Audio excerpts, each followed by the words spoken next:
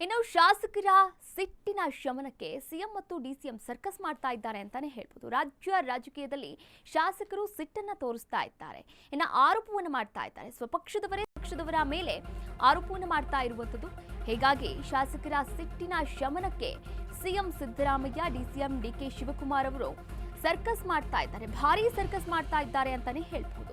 Congress rebel ಶಾಸಕರ ಜೊತೆ ಸಮಾಲೋಚನೆಯನ್ನ ಕೂಡ ಮಾಡಲಾಗಿದೆ. ಅದರಂತೆ ದೆಹಲಿಯಲ್ಲಿ ಡೆಲ್ಲಿಯಿಂದ ಬರ್ತಾ ಇದ್ದಂತೆ ರೆಬೆಲ್ಸ್ ಜೊತೆ ಮೀಟಿಂಗ್ ಅನ್ನ ಕೂಡ ಮಾಡಲಾಗಿರುವಂತದ್ದು.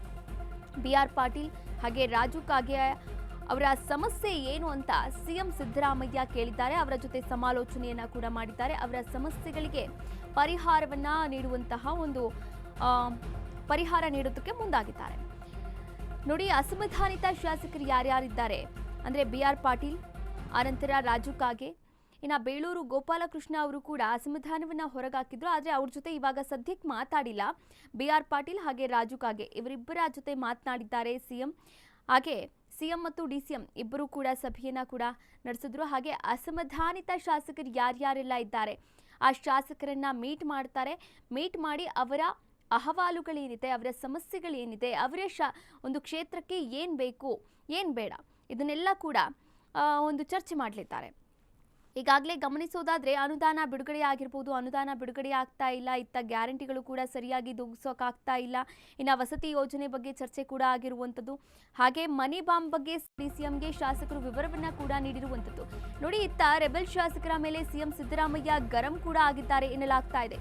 ಬಹಿರಂಗ ಹೇಳಿಕೆಯನ್ನ ನೀಡದಂತೆ ಶಾಸಕರಿಗೆ ತಾಕೀತನ್ನ ಕೂಡ ಮಾಡಿದ್ದಾರೆ. ನಿಮ್ಮ ಸಮಸ್ಯೆ ಏನೇ ಇದ್ರೂ ಕೂಡ ನನ್ನ ಹತ್ರ ಬಂದು ಹೇಳಿ, ಇನ್ನು ಸಚಿವರು ಕೆಲಸ ಮಾಡದೇ ಇದ್ರೆ ನಾನೇ ಮಾಡಿಸ್ತೇನೆ ನಿಂತಿದ್ದು ಎನ್ನುವಂತಹ ಮಾತುಗಳನ್ನು ಆಡಿದ್ದಾರಂತೆ. ಬಹಿರಂಗ ಹೇಳಿಕೆಯನ್ನ ನೀಡಿ ಪಕ್ಷಕ್ಕೆ ಮುಜುಗರವನ್ನ ಮಾಡಬೇಡಿ, ನಿಮ್ಮ ವರ್ತನೆಯಿಂದ ಹೈಕಮಾಂಡ್ ಗರಂ ಆಗಿದೆ ನನ್ನ ಮೇಲೆ, ನಿಮ್ಮ ಯಾವ ಸಮಸ್ಯೆಗಳಿರಬಹುದು ಏನೇ ಇದ್ರೂ ಕೂಡ ಆ ಸಮಸ್ಯೆಗಳನ್ನ ನನ್ನ ಹತ್ರ ಹೇಳಿ. ಇಬ್ಬರು ಶಾಸಕರಿಗೆ ಸಿಎಂ ಸಿದ್ದರಾಮಯ್ಯ ಸೂಚನೆಯನ್ನ ಕೂಡ ನೀಡಿದ್ದಾರೆ, ತಾಕೀತು ಮಾಡಿದ್ದಾರೆ ಅಂತಾನೆ ಹೇಳ್ಬೋದು. ನೋಡಿ, ರೆಬೆಲ್ ಶಾಸಕರು ಇಲ್ಲಿ ಬಿಆರ್ ಪಾಟೀಲ್ ಹಾಗೆ ರಾಜು ಕಾಗೆ ಇಬ್ರು ಕೂಡ ಸರ್ಕಾರದ ಮೇಲೆಯೇ ಆರೋಪವನ್ನು ಮಾಡಿದ್ರು. ಆದರೆ ಸರ್ಕಾರದ ಮೇಲೆ ಆರೋಪವನ್ನು ಮಾಡಿದಾಗ ಸಿಎಂ ಸಿದ್ದರಾಮಯ್ಯ ಅವರಿಗೆ ಹಾಗೆ ಅವರ ಸರ್ಕಾರಕ್ಕೆ ನಿಜಕ್ಕೂ ಕೂಡ ಮುಜುಗರ ಆಗಿದ್ದು ಒಂದಂತೂ ಸತ್ಯ. ಇನ್ನು ಇದೇ ವಿಚಾರವಾಗಿ ಈಗಾಗಲೇ ಹೈಕಮಾಂಡ್ನ ಭೇಟಿ ಮಾಡಿದ್ರು. ಹೈಕಮಾಂಡ್ ನಾಯಕರು ಕೂಡ ಹೇಳಿದ್ರು. ಹೈಕಮಾಂಡ್ ನಾಯಕರು ಏನು ಹೇಳಿದ್ದಾರೆ ಅಂತಂದರೆ, ರೆಬೆಲ್ ಆದಂತಹ ಶಾಸಕರನ್ನ ನೀವು ಅವರ ಬಾಯಿ ಮುಚ್ಚಿಸಬೇಕು ಎನ್ನುವಂತಹ ಮಾತುಗಳನ್ನು ಆಡಿದ್ರು. ಈ ಕುರಿತಂತೆ ಇನ್ನಷ್ಟು ಮಾಹಿತಿಯನ್ನ ನೀಡ್ತಾ ಹೋಗ್ತಾರೆ ನಮ್ಮ ಪ್ರತಿನಿಧಿ ಅಭಿಷೇಕ್.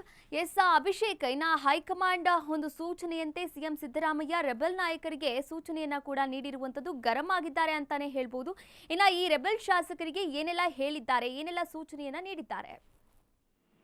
ಕಾವ್ಯ, ಖಂಡಿತ ಕಾಂಗ್ರೆಸ್ ಪಕ್ಷದಲ್ಲಿ ಭುಗಿಲೆದಿರ್ತಕ್ಕಂಥ ಅಸಮಾಧಾನವನ್ನ ತಮಗಾಗಿಸಲು ಇದೀಗ ಹೈಕಮಾಂಡ್ ಖುದ್ದಾಗಿ ಅಖಾಡಕ್ಕೆ ಇಳಿದಿರುವಂತದ್ದು. ಅದರಲ್ಲೂ ಕೂಡ ಕಳೆದ ದಿನ ಏನು ದೆಹಲಿ ಪ್ರವಾಸದಲ್ಲಿರ್ತಕ್ಕಂಥ ಸಿಎಂ ಸಿದ್ದರಾಮಯ್ಯಗೆ ಕರ್ನಾಟಕ ರಾಜ್ಯ ರಾಜಕಾರಣದಲ್ಲಿ ಆಗ್ತಿರ್ತಕ್ಕಂಥ ಬೆಳವಣಿಗೆಗೆ ಒಂದಷ್ಟು ಕಡಿವಾಣ ಹಾಕುವಂತ ನಿಟ್ಟಿನಲ್ಲಿ, ಅದರಲ್ಲೂ ಕೂಡ ಕೈ ಹಿರಿಯ ಶಾಸಕರ ಅಸಮಾಧಾನ ವಿಚಾರ ಏನಿದೆ ಆ ಒಂದು ವಿಚಾರಕ್ಕೆ ಸಂಬಂಧಪಟ್ಟಂತೆ ಸಿಎಂ ಸಿದ್ದರಾಮಯ್ಯಗೆ ಒಂದಷ್ಟು ಖಡಕ್ಕಾಗಿ ಸೂಚನೆಯನ್ನ ಕೊಟ್ಟಿದ್ದಾರೆ. ಅದರಲ್ಲೂ ಕೂಡ ಅಸಮಾಧಾನವನ್ನ ಹೊರಹಾಕಿರ್ತಕ್ಕಂಥ ಶಾಸಕರನ್ನ ಕರೆದುಕೊಂಡು ಮಾತನಾಡಿ, ಏನೇ ಒಂದು ಅಸಮಾಧಾನ ಇದ್ರೂ ಕೂಡ 4 ಗೋಡೆಗಳ ಮಧ್ಯೆ ಚರ್ಚೆ ಆಗ್ಬೇಕು. ಈ ರೀತಿ ಬಹಿರಂಗವಾಗಿ ಚರ್ಚೆ ಆದ್ರೆ ಪಕ್ಷಕ್ಕೆ ಡ್ಯಾಮೇಜ್ ಆಗುತ್ತೆ, ವಿಪಕ್ಷಗಳಿಗೆ ಟೀಕೆ ಮಾಡೋದಕ್ಕೆ ಪ್ರಬಲ ಅಸ್ತ್ರ ಸಿಕ್ಕಿದ್ದ ನಾವೇ ಕೊಟ್ಟಂಗಾಗುತ್ತೆ ಅಂತ ನೇರವಾಗಿ ಹೈಕಮಾಂಡ್ ನಾಯಕರು ಒಂದಷ್ಟು ಸೂಚನೆಯನ್ನ ಸಿಎಂ ಸಿದ್ದರಾಮಯ್ಯಗೆ ಕೊಟ್ಟಿದ್ರು. ಹೀಗಾಗಿ ದೆಹಲಿಯಿಂದ ನಿನ್ನೆ ಬೆಂಗಳೂರಿಗೆ ಬಂದಿರತಕ್ಕಂತ ಏನು ಸಿಎಂ ಸಿದ್ದರಾಮಯ್ಯವರು ನೇರವಾಗಿ ಅದರಲ್ಲೂ ಕೂಡ ಬಿಆರ್ ಪಾಟೀಲ್ ಮತ್ತು ರಾಜು ಕಾಗೆ ಅವ್ರಿಗೆ ಸಿಎಂ ನಿವಾಸಕ್ಕೆ ಬರುವಂತೆ ಕರೆಯನ್ನ ಮಾಡ್ತಾರೆ. ಆ ಒಂದು ಕರೆಯ ಮೇರೆಗೆ ಈ ಇಬ್ಬರು ಹಿರಿಯ ಶಾಸಕರು ಸಿಎಂ ನಿವಾಸಕ್ಕೆ ಬರ್ತಾರೆ. ಅಲ್ಲಿ ಪ್ರಮುಖವಾಗಿ ಏನೆಲ್ಲ ಅಸಮಾಧಾನ ಇತ್ತು, ಅದರಲ್ಲೂ ಕೂಡ ರಾಜೀವ್ ಗಾಂಧಿ ನಿಗಮದಲ್ಲಿ ಆಗಿರ್ತಕ್ಕಂಥ ಭ್ರಷ್ಟಾಚಾರ ಏನಿದೆ ಅದನ್ನ ಮುಂದಿಟ್ಕೊಂಡು ಬಿಆರ್ ಪಾಟೀಲ್ ಅವರು ಆ ಒಂದು ಸಚಿವ ಜಮೀರ್ ಅಹಮದ್ ಕಾರ್ಯದರ್ಶಿ ಜೊತೆ ಮಾತನಾಡ್ತಿರ್ತಕ್ಕಂಥ ಆ ವೇಳೆ ಏನಿದೆ ಅದನ್ನ ಪ್ರಸ್ತಾಪ ಮಾಡ್ತಾರೆ. ಆಗ ಆ ಒಂದು ಸಂದರ್ಭದಲ್ಲಿ ಸಿಎಂ ಸಿದ್ದರಾಮಯ್ಯರು ಏನೇ ಭ್ರಷ್ಟಾಚಾರ ಅಥವಾ ಏನೇ ಒಂದು ಅಸಮಾಧಾನ ಇದ್ರೂ ಕೂಡ 4 ಗೋಡೆಗಳ ಮಧ್ಯೆ ಚರ್ಚೆ ಆಗ್ಬೇಕು, ಇದು ಹೈಕಮಾಂಡ್ ನಾಯಕರು ಕೊಟ್ಟಿರ್ತಕ್ಕಂಥ ಸೂಚನೆ. ಮುಂದಿನ ಅಧಿವೇಶನದ ಸಮಯದಲ್ಲಿ ಅಥವಾ ಆದಷ್ಟು ಬೇಗನೆ ಈ ಒಂದು ವಿಚಾರಕ್ಕೆ ಸಂಬಂಧಪಟ್ಟಂತೆ CLP ಸಭೆ ಕೂಡ ಕರೀತೇನೆ. ಈ ಒಂದು ಶಾಸಕಾಂಗ ಸಭೆ ಕರೆದ್ರು ಕೂಡ ಅಲ್ಲಿ ನಾನು ನಿಮ್ಮೆಲ್ಲ ಸಮಸ್ಯೆಗಳನ್ನ ಅಹವಾಲು ಸ್ವೀಕರಿಸುವ ಒಂದು ಕೆಲಸ ಮಾಡ್ತೇನೆ. ಸದ್ಯಕ್ಕೆ ಏನೇ ಒಂದು ಅಸಮಾಧಾನ ಇದ್ರಿ ಇಲ್ಲಿ ಕೈ ಬಿಡಿ. ಮುಂದೆ ಬಿಜೆಪಿಗೆ ಅಥವಾ JDSಗೆ ಪಕ್ಷ ಸಂಘಟನೆ ಮಾಡುವಂತ ನಿಟ್ಟಿನಲ್ಲಿ ನಾವೇ ಅವ್ರಿಗೆ ಪ್ರಬಲ ಒಂದು ಹಸ್ತ ಕೊಡೋದು ಬೇಡ ಅಂತ CM ಸಿದ್ದರಾಮಯ್ಯ ಮನವರಿಕೆ ಮಾಡಿಕೊಟ್ಟಿದ್ದಾರೆ. ಹೀಗಾಗಿ ಹೆಚ್ಚು ಒಂದು 30 ನಿಂದ 40 ನಿಮಿಷ ಕಾಲ CM ಸಿದ್ದರಾಮಯ್ಯ ಜೊತೆ ಚರ್ಚೆ ಮಾಡಿರ್ತಕ್ಕಂಥ ಈ ಇಬ್ಬರು ಶಾಸಕರು ನಿನ್ನೆ ಏನು CM ಸಿದ್ದರಾಮಯ್ಯ ಕೊಟ್ಟಿರ್ತಕ್ಕಂಥ ಏನು ಪ್ರಮುಖವಾಗಿ ಸೂಚನೆಯ ಮೇರೆಗೆ ನಿನ್ನೆ ಮೀಟಿಂಗ್ ಮಾಡಿ ನಿನ್ನೆ ತೆರಳಿರುವಂತದ್ದು. ಹೀಗಾಗಿ ಸದ್ಯಕ್ಕೆ ಅಸಮಾಧಾನ ಏನಿದೆ ಆ ಒಂದು ಅಸಮಾಧಾನಕ್ಕೆ ತಾತ್ಕಾಲಿಕವಾಗಿ ಬ್ರೇಕ್ ಬಿದ್ದಿದ್ರು ಕೂಡ ಕೆಲವೊಂದ್ ಕಡೆ ಮತ್ತೆ ಇದೇ ಶಾಸಕರು ಅಪಸ್ವರ ಎತ್ತಿದ್ರೆ ಮತ್ತೆ ಕಾಂಗ್ರೆಸ್ ಪಕ್ಷಕ್ಕೆ ಡ್ಯಾಮೇಜ್ ಆಗುತ್ತೆ ಎಂದು ಹೈಕಮಾಂಡ್ಗೂ ಗೊತ್ತಿದೆ. ಹೀಗಾಗಿ ಮುಂದಿನ ವಾರದಲ್ಲಿ ರಾಜ್ಯಕ್ಕೆ ರಣದೀಪ್ ಸಿಂಗ್ ಸುರ್ಜೇವಾಲಾ ಅವರು ಕೂಡ ಕರ್ನಾಟಕ ರಾಜ್ಯಕ್ಕೆ ಬರ್ತಿರುವಂತದ್ದು.